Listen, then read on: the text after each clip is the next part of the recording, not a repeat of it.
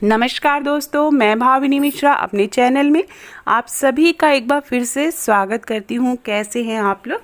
आशा करती हूँ आप सब स्वस्थ और सुरक्षित होंगे। अहोई अष्टमी का व्रत आने वाला है और इस वीडियो में मैं शेयर करने जा रही हूँ कि अहोई अष्टमी की पूजा में कौन कौन सी सामग्री लगती है। बहुत ही सरल विधि से हम अहोई अष्टमी का व्रत कैसे कर सकते हैं, किन किन पूजा सामग्री की ज़रूरत पड़ेगी। तो बहुत ही आसान व्रत है, बहुत ही कम सामग्री की ज़रूरत पड़ती है और ये निर्जला व्रत रखा जाता है। माताएं अपने पुत्र की लंबी आयु के लिए यह व्रत रखती हैं या फिर जिनके बच्चे हैं, पुत्र और पुत्री, वो दोनों के लिए व्रत रख सकती हैं। अहोई अष्टमी का व्रत करवा चौथ के 4 दिन बाद आता है। तो जो करवा हम करवा चौथ में यूज़ करते हैं, उसी करवा से हम अहोई अष्टमी का व्रत करते हैं।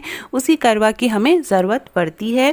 यह निर्जला व्रत होता है और तारों को जल देकर यह व्रत तोड़ा जाता है। तो सुबह से जो महिलाएं हैं वो निर्जला व्रत रखती हैं अपने पुत्र की लंबी आयु के लिए और रात में तारों की छांव में अर्घ देकर व्रत तोड़ती हैं, व्रत का पारण करती हैं। तो यह बहुत ही कठिन व्रत होता है। तो आइए जानते हैं पूजा सामग्री। इस तरह की मार्केट में एक प्रतिमा मिलती है। अगर आपको नहीं मिलती है, इस तरह की फ़ोटो नहीं मिलती है जिसमें अहोई अष्टमी, स्याऊ और सारी चीज़ें बनी होती हैं, तो इस तरह की नहीं मिलती है तो आप नेट से प्रिंट आउट निकलवा सकते हैं। तो सबसे पहले हम प्रसाद के बारे में बात करेंगे। इस तरह के मीठे गुलगुले बनते हैं और साथ में पूड़ियाँ बनती हैं। तो यह व्रत जो है, इसमें 16 पूड़ियाँ, 8 या 16 पूड़ियाँ बनाई जाती हैं। इस तरह की पूड़ियाँ बनाई जाती हैं। अष्टमी का व्रत है तो चीज़ें 8 की संख्या में होती हैं और गुलगुले, मीठे गुलगुले बनते हैं। बहुत से लोग पुआ बनाते हैं और बहुत से लोग खीर भी चढ़ाते हैं। तो चावल की खीर भी चढ़ाई जाती है। तो आपके यहाँ जो प्रथा होती है आप उस प्रथा के अनुसार ले सकते हैं। फल फूल चाहिए, ये देखिए इस तरह के फल फूल चाहिए और हरी रंग की चीज़ चढ़ाई जाती है। बहुत से लोग मूली भी चढ़ाते हैं, सिंघाड़ा, केला ले सकते हैं, नारियल, सेब, तो जो भी आपके फल आसानी से उपलब्ध हो पाए। उसके बाद चाहिए रोरी, ये देखिए कलावा चाहिए। कलावा जो है अभी करवे पे बांधना रहता है।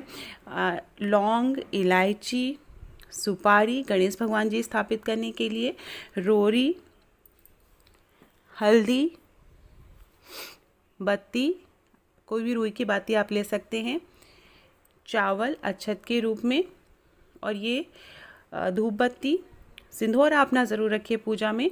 माँ को चढ़ाने के लिए श्रृंगार का सामान, जल, गंगा जल रखेंगे, माचिस। तो ये छोटी छोटी चीज़ें हैं। आप अगरबत्ती भी ले सकते हैं। तो ये छोटी छोटी चीज़ें हैं जो नॉर्मल पूजा में हम यूज़ करते हैं। साड़ी, बायना की साड़ी है ये, सासू माँ को देने के लिए, और इसके साथ आप कुछ दक्षिणा रख सकते हैं। इसमें आप सुहाग की सामग्री जो भी है वो रखेंगे। इस तरह का करवा चाहिए। ये करवा जो है करवा चौथ वाला करवा है और इसी करवे से हम पूजा करते हैं। तो इस तरह से 2 करवा चाहिए। उसके बाद हमें इस तरह से एक कटोरा भरा हुआ गेहूँ चाहिए। 1 कटोरी और आप गेहूँ रख सकते हैं। उसमें आप दक्षिणा निकाल देंगे, जो भी पंडित जी को दान देना है, फूल, माला, पान, घंटी, और साथ में 1 लोटी जल चाहिए तारों को अर्घ देने के लिए। उसके बाद ये श्रृंगार की और सुहाग की सामग्री है। इसे बायना की थाली भी बोलते हैं, जो कि सासू माँ को दी जाती है।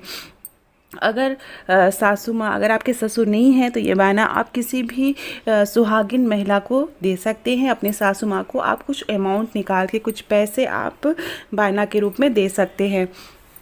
और इसके बाद जो सबसे इम्पॉर्टेंट है, ये देखिए करवे के ऊपर रखी हुई चांदी की माला है। स्याऊ माता की माला है, अहोई अष्टमी की माला है, जो कि चांदी की बनी होती है। जब हम पहला व्रत रखते हैं तो 2 मनके डालते हैं और हर साल इसमें 2 मनके चांदी के हम डालते रहते हैं। तो ये पूजा के लिए सबसे ज़रूरी चीज़ है। बहुत से लोग ये नहीं भी यूज़ करते हैं, बहुत से लोग यूज़ करते हैं। तो ये थी संपूर्ण पूजन सामग्री। अगले वीडियो में मैं आपसे शेयर करूँगी संपूर्ण पूजा विधि। बहुत ही सरल तरीके से हम अहोई माता की पूजा हम कैसे कर सकते हैं। हम